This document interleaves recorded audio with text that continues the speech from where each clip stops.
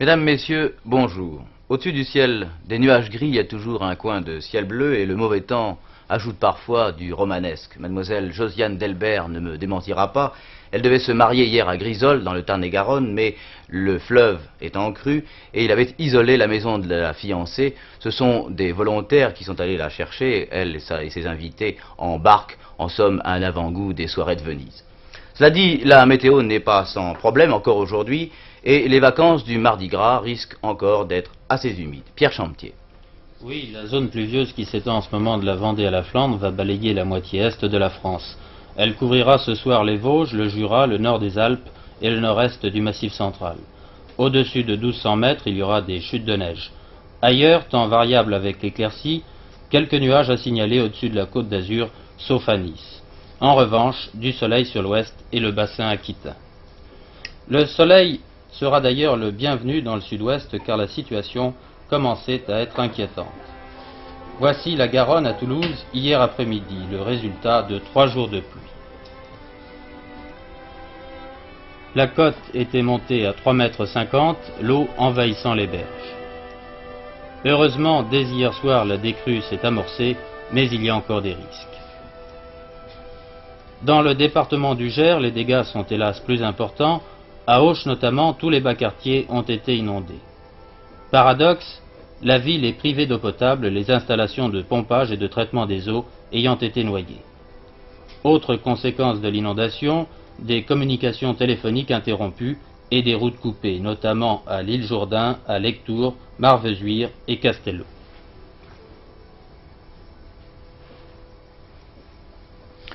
En montagne, le Redoux fait craindre des avalanches, aussi bien dans les Alpes que dans les Pyrénées, où par parenthèse, les routes menant à la Mongie sont ouvertes de nouveau ce matin. Au total, donc, prenez donc des précautions. Les routes, par exemple, risquent de rester glissantes. C'est probablement d'ailleurs la cause de la disparition d'un de nos amis, Pierre Torgeman, reporter cinéaste, dont vous avez souvent vu la signature sur d'excellents documents. Pierre Torgeman est mort dans un accident de la route près de Villeneuve-sur-Lot. C'était pour nous tous un ami de longue date, puisqu'il travaillait à l'ORTF depuis une quinzaine d'années, et un professionnel de qualité. Toute l'équipe d'Information Première le regrette infiniment et s'associe sincèrement à la douleur de la famille. Nouvelle conférence sur le pétrole demain à Tripoli. Les pays fournisseurs du pétrole du bassin méditerranéen vont mettre au point leur plan de négociation avec les compagnies pétrolières. Parmi ces pays, l'Algérie, qui presse d'autre part la France de reprendre les négociations. Mais il y a un nouveau problème, vous le savez, le président Boumedienne et la presse algérienne parlent ce matin maintenant de négociations sur la propriété des puits de pétrole. C'est un dossier que l'on va ouvrir en détail cette semaine. Le Proche-Orient, le roi Hussein de Jordanie va se rendre au Caire mardi. Les pays arabes connaîtront alors la réponse du gouvernement de Jérusalem aux propositions du président El-Sadat. Quant aux Palestiniens, ils se réunissent samedi au Caire, donc une semaine de dialogue dont il sortira peut-être un élément de paix. Au Laos, les combats sont de plus en plus violents et les unités vietnamiennes subissent de lourdes pertes sur la piste Ho Chi Minh. Les Américains envisagent de reprendre les bombardements de B-52 pour desserrer la pression des Nord-Vietnamiens. À Reggio de Calabre, l'archevêque, Monseigneur Ferro, va se rendre cet après-midi dans les quartiers les plus chauds pour lancer un appel au calme. Dans les 12 jours qui viennent, les compagnies aériennes doivent confirmer leur commande du Concorde. Le gouvernement britannique vient de démentir que la BOAC, la compagnie britannique, aurait eu l'intention d'annuler les siennes. En France, maintenant, notre confrère L'Express, dans le numéro qui sera mis en vente à partir de ce soir, annonce le départ de M. Eugène Descamps du poste de secrétaire général de la CFDT. M. Eugène Descamps a 48 ans, il occupe ce poste depuis 10 ans et sa décision serait motivée par des motifs de santé. Rien de neuf ce matin dans le conflit qui oppose les navigants et les directions des 3 compagnies aériennes françaises. Les navigants disent notre grève se termine ce soir à minuit. Les directions maintiennent leur décision de suspendre tous les vols. C'est en fait la crise la plus grave de l'aviation civile française et l'on n'en voit pas de solution pour le moment. Autre problème de moindre envergure mais tout de même préoccupant, celui des cliniques privées de Poitiers qui viennent de commencer une grève illimitée. Bernard Olivier. Cette grève illimitée a été déclenchée par les médecins pour protester contre les tarifs de journée appliqués à Poitiers, 49 francs dans la ville contre 56 francs à Niort et 81 francs à La Rochelle. Les médecins des cliniques en grève ont décidé de n'accueillir aucun malade, de ne procéder à aucune opération chirurgicale ou obstétricale et toutes les consultations ont été annulées. Mais les malades actuellement hospitalisés continueront à recevoir des soins. Les 6 cliniques privées de Poitiers représentent une capacité d'accueil de 200 lits.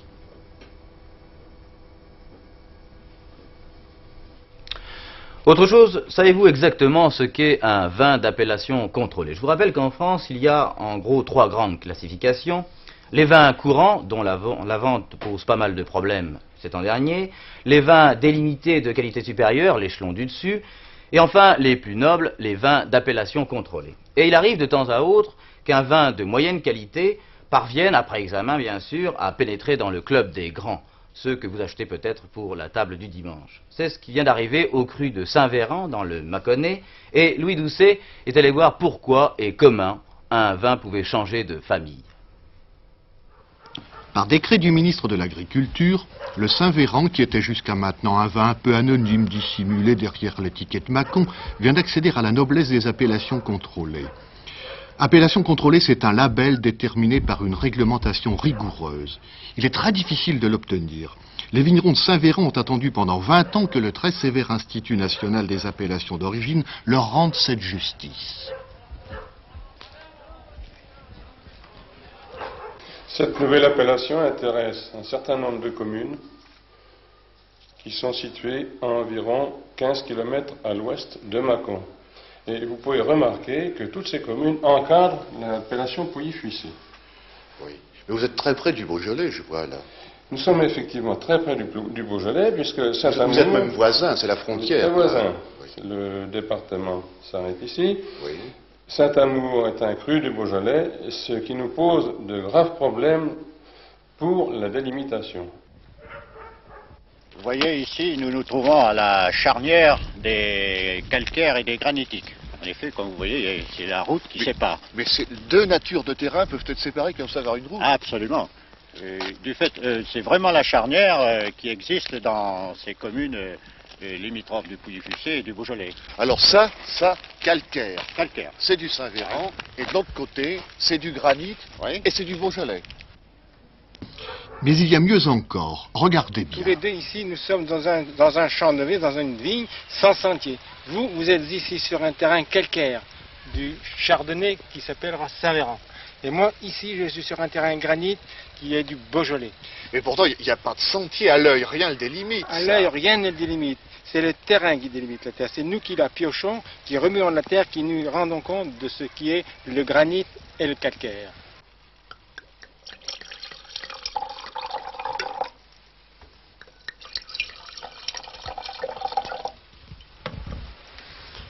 Alors là voilà votre nouvelle appellation contrôlée, Monsieur Chagny.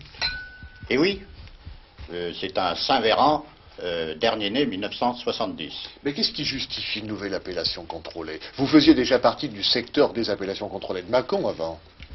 Oui, dans l'ordre des appellations génériques, c'est-à-dire Mâcon Village. Alors mais qu'est-ce qui vous a permis d'être distingué parmi les Mâcons? Eh bien, c'est la qualité. Il y a une clause spéciale qui est, que nous avons acceptée, que tous les viticulteurs ont acceptée, et c'est la première fois en Bourgogne, c'est-à-dire la dégustation obligatoire. C'est sévère, hein? Très sévère. Mais je pense que les vignerons ne doivent pas s'en plaindre, parce que c'est une des questions premières pour l'avenir des appellations d'origine. En ce moment, pour la Bourgogne, c'est la première, nous sommes les premiers à l'avoir acceptée, mais il est possible que ce sera imposé à tous dans un délai assez rapproché.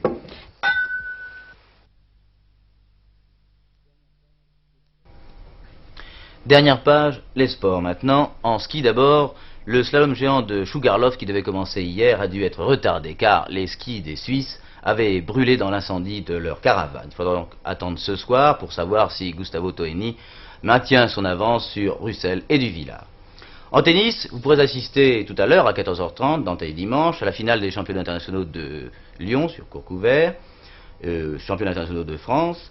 Et cette finale va opposer Pierre Barthès à l'Autrichien Peter Pokorny qui a créé la surprise, vous le savez, en éliminant Georges Goven. Tennis de table maintenant, hier soir à Massy, l'équipe de France de tennis de table rencontrait l'équipe belge en un match comptant pour le championnat de la Ligue européenne. Patrick Chapuis. Dans ce match France-Belgique, Jacques Secrétin, que vous voyez ici, en sombre, a prouvé qu'il était bien le meilleur pongiste français. D'ailleurs, les deux hommes de l'équipe de France, Secrétin et Dalidon, n'ont laissé aucune chance à leurs adversaires, Lankman et Van de Waal, les deux Belges. En effet, la France a battu la Belgique par 6 victoires à 1, et le seul match perdu le fut par Martine Rioual, qui dut s'incliner devant Josiane Détail. Voici d'ailleurs ce match féminin. Martine Rioual est au fond, elle sera battue par 2-7 à 0. À un mois des championnats du monde, cette rencontre permettait de situer la valeur du tennis de table français sur le plan européen. Nous sommes encore loin des sommets, bien sûr, mais cette victoire sur la Belgique permettra à l'équipe de France de jouer la saison prochaine en première division européenne. Enfin, la voile, Sir Francis Chichester, le fameux navigateur solitaire anglais qui est âgé de 70 ans, continue inlassablement de parcourir les mers et il se lance encore dans une nouvelle aventure. Regardez.